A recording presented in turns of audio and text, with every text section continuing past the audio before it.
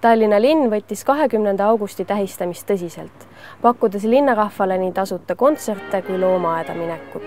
Avati ka järjekordne osa Harjumäest. Sedapuhku ehitati üles endisel kujul nõelassilma värav kunagisest Repi tänavas. Värava avamistseremoonial tuli aga nii linnapeal kui ka Tallinna Heeroldil Jüri Kuuskemaal kõvasti vaeva näha, sest ajaloolist ornamenti kattev riie ei andnud kohe kuidagi järele. Mis me teeme? Kas me tõmbame lihtsalt raksaki?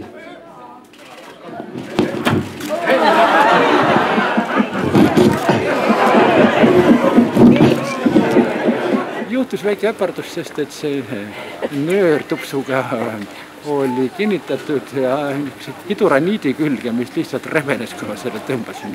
Kuuskema sõnul teeb mitme mehe jõul katteriidest vabastatud reljeefi eriliseks sellel olev ingel, mis andvat väravast läbijalutajatele lootust paremaks tulevikuks.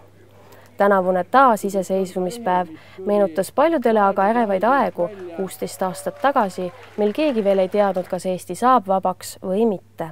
16 aastat tagasi oli mul peaaegu vist 24-tunnine tööpäev, nii et ma olin Aktuaalse Kaamera peatoimetaja sellel päeval ja sellel ajal ja lisaks sellele ma olin Soome MTV korrespondent Balti riikides, nii et mul oli kahekordne koormus. Ja mul on sellest väga hea meel, sellepärast et tagantjärgi on kõik lihtne, aga sellel ajal ei olnud sugugi teada, kuidas see riigipööre lõpeb. Hommikustel linna poolt korraldatud üritustel oli märgata rohkelt keskerakondlasi, kuid kohale oli tulnud ka niisama linnakodanikke, kes ka ise toonastest sündmustest osa võtsid. Rahvarindes ja me käisime valvamas siin Toompeal ja raadiomaja ja teletorni juures ma ei käinud, aga kogu aeg Toompea sündmustega kogu aeg käisime ja korraldasime.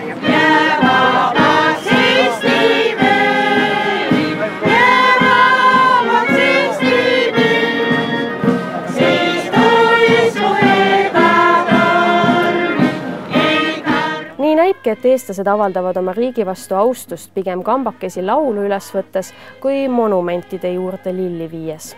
Peale ametliku lilleseade võiski Vabaduse kella juures näha vaid ühte üksikut kerberat ja liiljakimpu.